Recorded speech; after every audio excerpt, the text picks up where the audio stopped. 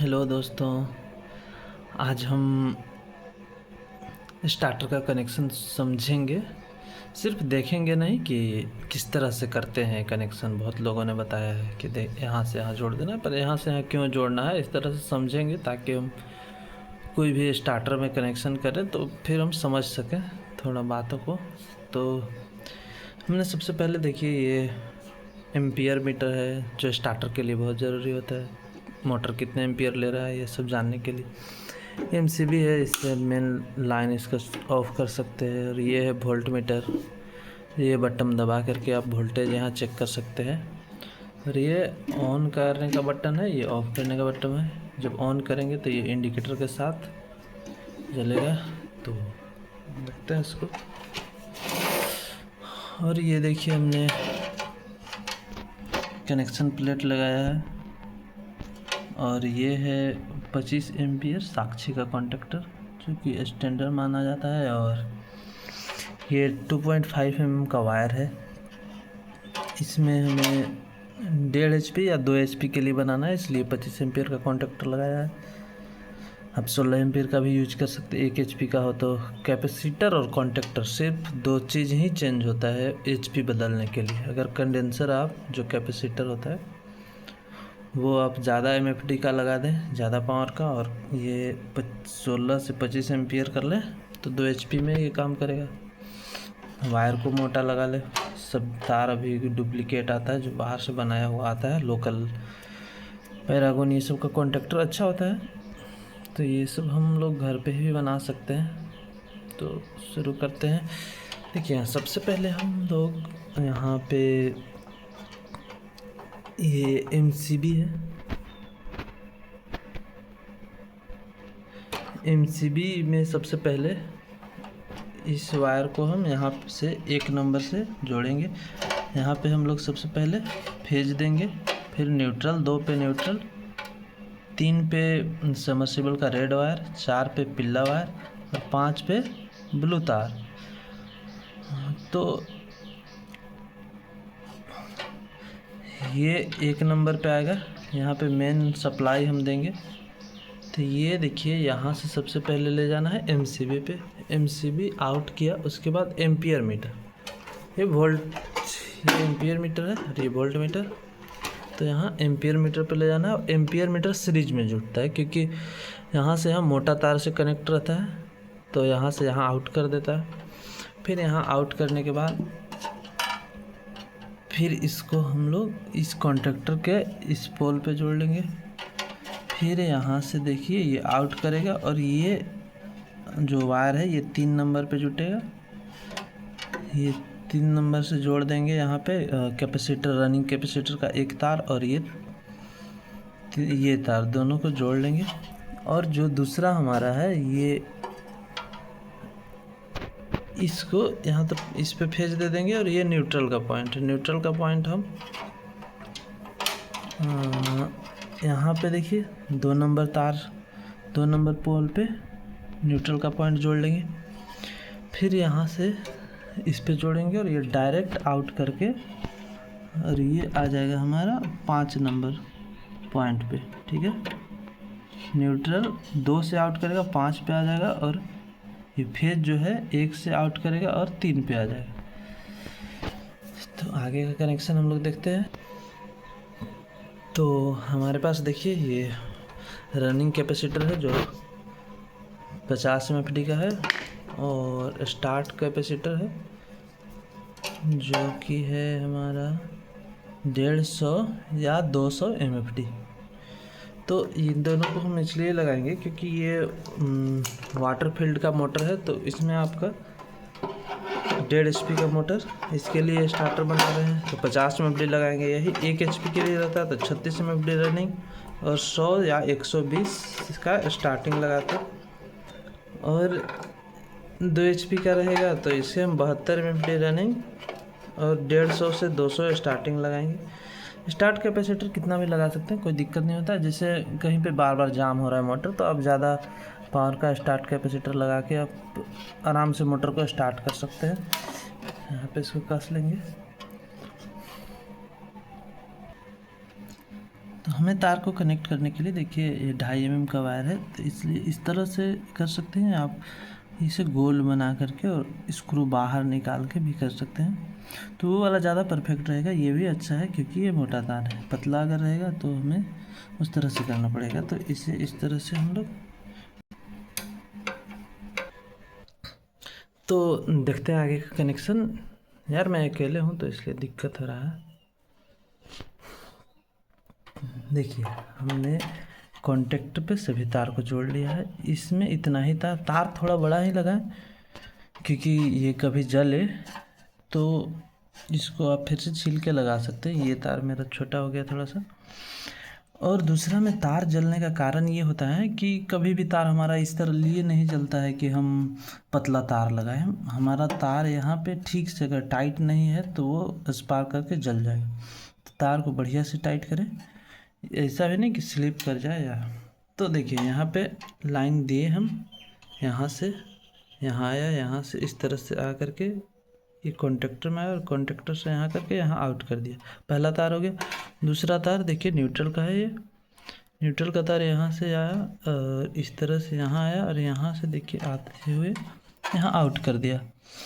तो ये 2 तार जैसे ही कॉन्टेक्टर, अब कॉन्टेक्टर ऑन कैसे किया जाए, तो कॉन्टेक्टर के ऑन करने के लिए यहाँ पे देखिए ये कॉन्टेक्टर के कॉइल में हमें सप्लाई देना होता है। तो कॉन्टेक्टर जैसे ही ऑन होगा ये मोटर चालू हो जाएगा। अब कॉन्टेक्टर बाकी जो कनेक्शन है, इतना कनेक्शन मेन कनेक्शन है, जो मेन हमारा बिजली इसमें जाएगा हाई एम्पियर इसी तार से होगा। अब पतला तार से हम कनेक्शन करेंगे क्योंकि उसमें बहुत इंडिकेटर के लिए और ये कॉन्टेक्टर के कॉइल के सप्लाई देने के लिए तार का प्रयोग होगा। तो यहाँ समझ गए हम लोग कि यहाँ से दोनों तार को दे देना है। और ये जो बीच में जो 2 तार जोड़ा हुआ है, ये जहाँ पीला 4 पॉइंट पे सबमर्सिबल का पीला येलो वाला जो पॉइंट जुटेगा, ये यहाँ से और ये दोनों कैपेसिटर का एक एक तार को दे देना है यहाँ पे जोड़ के। 21 कैपेसिटर का, 21 कैपेसिटर का यहाँ। बस इसमें अब कुछ भी तार नहीं जोड़ना है, ये तार इतना ही रहेगा। अब आगे का कनेक्शन हम देखते हैं। न्यूट्रल से देखिए एक ग्रीन तार हमने ले लिया है ताकि यहाँ पे हम वोल्टेज के लिए वोल्टमीटर को दें, ये लाल इंडिकेटर ऑन होने के लिए दें, और इसका कुछ भी काम नहीं है। और एक तार न्यूट्रल से यहाँ से हम ले लेंगे और यहाँ से डायरेक्ट इस कॉन्टेक्टर के कॉइल को लाइन दे देते हैं, यहाँ से यहाँ एक न्यूट्रल का तार। ठीक है। अब देखिए हम देखते हैं कि ये कैपेसिटर का तो हमने देखा कि रनिंग का जो वाइट कैपेसिटर का दोनों तार, एक यहाँ लाल के साथ और एक पीला के साथ, मतलब एक 3 नंबर पे एक 4 नंबर पे कनेक्ट हो गया है। अब इसका जो एक तार था वो पीला के साथ हो गया। दूसरा तार यहाँ से, ये कैपेसिटर इसलिए लगा होता है, इसको थोड़ा समझ लीजिए कि जब हम मोटर को स्विच को ऑन करने के लिए दबाएं तो ये 100 से 150 से 200 MFD का झटका दे मोटर को, ताकि मोटर में कुछ फंसा हो अंदर बालू ये सब, तो मोटर चालू हो जाए। तो बस दबाएं, इतना देर ही इसका काम होता है। जो स्टार्टिंग कैपेसिटर है उसको जब बस दबाए उतना देर ही काम हुआ उसका, बस झटका दिया और हट गया, उससे उसका कुछ ज़्यादा कोई काम नहीं होता है। तो ये हुआ इसका। और ये स्विच को ऑन ऑफ करने के लिए, तो जैसे ही हम दबाए तो यहाँ से हमने देखिए इसमें लाइन कहाँ कहाँ दिया। ये तो न्यूट्रल का तार है जो कि यहाँ से, दूसरा फेज का तार यहाँ आया, इस कॉन्टेक्टर यहाँ से, ये जो 2 पॉइंट होता है आधा, ये आधा अलग होता है और ये आधा अलग होता है। तो यहाँ से यहाँ हमने दिया और यहाँ से देखिए ये पुश बटन पे दिया ताकि हम इस पे वोल्टेज नाप सके। एक तो न्यूट्रल हम दे दे रहे हैं इसको यहाँ, और दूसरा में यहाँ पे यहाँ से और यहाँ तार जोड़ लेंगे ताकि जब हम दबाएं तो वोल्टेज बता दें कितना वोल्टेज आ रहा है। और यहाँ से यहाँ ला दिया हमने सप्लाई।